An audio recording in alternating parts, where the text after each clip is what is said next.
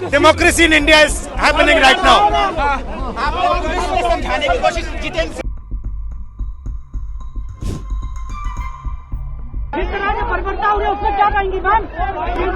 कायर हैं, डरते हैं। कल कॉकरोच जनता पार्टी के समर्थकों और छात्रों ने जंतर मंतर से संसद तक मार्च निकालने की कोशिश की थी। इस दरमियान पुलिस की तरफ से काफी ज्यादा लाठीचार्ज किए गए, टीयर गैस के गोले दागे गए और काफी छात्रों को चोट लगी थी। आज विपक्ष ने इसी मुद्दे को फिर से उठाया और कांग्रेस पार्टी के जो सांसद थे, चाहे राज्यसभा के सांसद रहे हों या फिर लोकसभा के सांसद, सभी ने एक साथ मिलकर प्रधानमंत्री के आवास के सामने धरना प्रदर्शन शुरू कर दिया। और इस दरमियान भी वही चीज देखने को मिली जो कह सकते हैं छात्रों के साथ हुई थी। कांग्रेस पार्टी के सांसदों को और साथ में समाजवादी पार्टी के सांसदों को भी पुलिस ने वहीं से उठाया और उन्हें कह सकते हैं जेल में ले जाने की कोशिश की गई। इस दरमियान जो आप विजुअल पे देख सकते हैं कि राहुल गांधी जो जमीन पर ही बैठ गए, उन्हें भी उठाने की कोशिश की गई। सबसे पहले शुरुआत हुई थी चरणजीत सिंह चन्नी की, जिन्हें सबसे पहले पुलिस ने वहां से उठाया था। अखिलेश यादव को भी हिरासत में लिया गया है, साथ में प्रियंका गांधी को भी हिरासत में लिया गया है। ये रणनीति कैसे बनी और इसमें कांग्रेस सांसदों का क्या कहना है, चलिए आपको ये भी विस्तार से दिखाते हैं। इस धरने की शुरुआत दोपहर में ही हो गई थी। कांग्रेस के सांसद प्रधानमंत्री आवास के पीछे वाले गेट पर जुटना शुरू हो गए थे और इस दरमियान सरकार की तरफ से पहल देखने को मिली थी। यहाँ पर केंद्रीय जो मंत्री थे जितेंद्र प्रसाद, उन्हें भेजा गया था बातचीत में, गृह सचिव को भी भेजा गया था।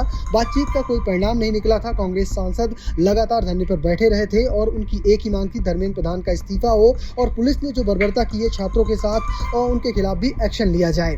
मांग नहीं सुनी गई, सांसद नहीं हट रहे थे। इसके बाद फिर पुलिस या कार्रवाई शुरू हुई। आपको बता दें कि इस दरमियान जिससे विजुअल देख सकते हैं, चाहे प्रियंका गांधी रही हो, चाहे फिर अखिलेश यादव या फिर खुद राहुल गांधी, सबको पुलिस ने जबरन उठाया है और उन्हें कह सकते हैं डिटेन करने की कोशिश की जा रही है। कई सांसदों को कह सकते हैं डिटेन कर भी लिया गया है। कांग्रेस सांसदों और कांग्रेस समर्थकों का क्या कहना है वो सुन लेते हैं।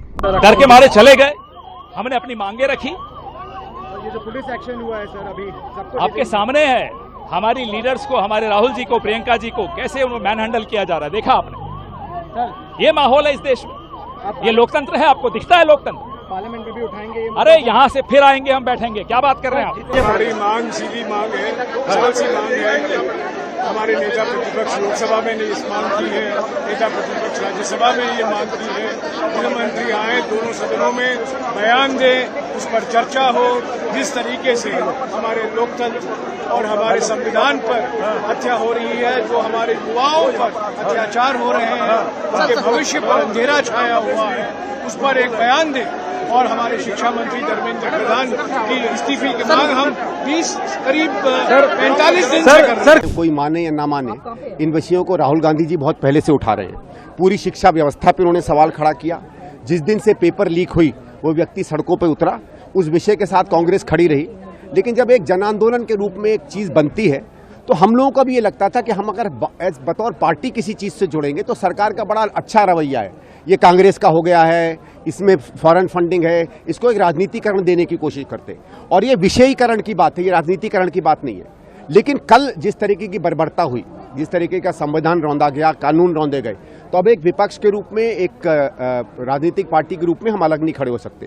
हमें देश के उस हर युवा के साथ खड़ा होना है जिसके आकांक्षाओं को, जिसकी अपेक्षाओं को कल सरकार ने बर्बरता से रौंदा है। तो आप लोग क्या चाहते हैं? देखो सीधी बात है, पहले तो इस व्यवस्था पर सवाल खड़े हो, इसकी रिव्यू की जाए, पूरी की पूरी नीट व्यवस्था पर रिव्यू की जाए। जिस तरीके से इलेक्ट्रॉनिक इम्तहान जो है कुछ लोगों के हाथ कर दिए गए, उस प्रक्रिया को दोबारा से देखा जाए। जो लोग इसमें जिम्मेदार हैं उन पर जिम्मेदारी फिक्स की जाए। बहुत सवाल है, 2-4 नहीं है। लेकिन हम लोग जिस तरीके से राहुल जी बात कर रहे हैं, पूरा व्यवसायीकरण जो शिक्षा का हुआ है, जब तक उस मुद्दे को नहीं उठाएंगे, थोड़ा दुर्भाग्य से जो हमारे युवा वर्ग है उन्होंने उस मुद्दे को नहीं उठाया, लेकिन समय आएगा वो करेंगे। वो जब तक नहीं होगा तब तक इस देश की शिक्षा व्यवस्था वापस उस पटरी पर नहीं पहुंचेगी जो आज से 10-15 साल पहले थी। देखिए मिस हैंडलिंग हो रही है, छात्रों को मार रहे हैं, हमारे साथ धक्का मुक्की हो रही है, क्या कहें उसके अलावा? बट सर यहाँ क्यों आना पड़ रहा है आपको? और कहीं सुनाएंगी बात? पार्लियामेंट में भी सुनने को तैयार नहीं है, वहाँ कहाँ सुन रहे हैं? जब जब मोदी डरता है पुलिस को आगे करता है, जब जब मोदी डरता है।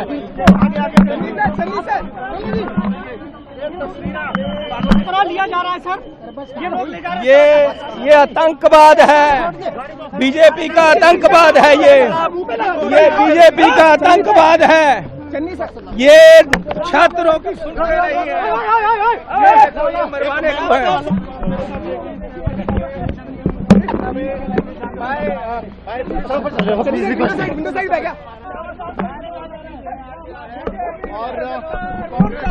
एक धब्बे की तरह डेमोक्रेसी के लिए बीजेपी सरकार मुर्दाबाद। की आखिर इस देश की हो रही है, बच्चे कल प्रोटेस्ट कर रहे हैं, सर उसी लोग सड़क उतरे हो। ये गुंडागर्दी है। फिलहाल आप कैसे देखते हैं इस खबर को कमेंट बॉक्स में लिखिएगा और पेज को फॉलो करना, चैनल को सब्सक्राइब करना बिल्कुल भूलिएगा। धन्यवाद।